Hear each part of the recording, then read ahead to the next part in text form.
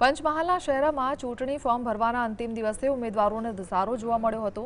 શહેરા તાલુકા પંચાયત કચેરી ખાતે ભાજપના બોરિયા જિલ્લા પંચાયત બેઠકના ઉમેદવાર મગન પટેલિયા વિશાળ સમર્થકો સાથે વાજતે ગાજતે ફોર્મ ભરવા પહોંચ્યા હતા। તેમણે વિજય મુહૂર્તમાં ચૂંટણી અધિકારી દિનેશ ખેર સમક્ષ પોતાનું નિવેદન પત્ર રજૂ કર્યું હતું। તેમણે પોતાની જીતનો મક્કમ આશાવાદ વ્યક્ત કરતા જણાવ્યું છે કે તેઓ પોતે અને તેમની નીચેની 4 તાલુકા પંચાયત બેઠકો બિનહરીફ થશે। હું સમર્થકો સાથે તાલુકા પંચાયત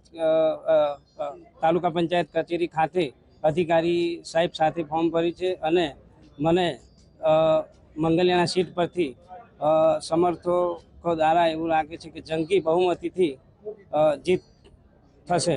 ઉત્સાહ જોતા આજે ભાજપનું કમળ પૂરેપૂરું ખીલી ગયું છે એવું મને આજે દેખાય છે અને નીચેની 4 તાલુકા પંચાયતો પણ ભારતીય જનતા પાર્ટી જીતે એવી પૂરેપૂરી શક્યતા છે।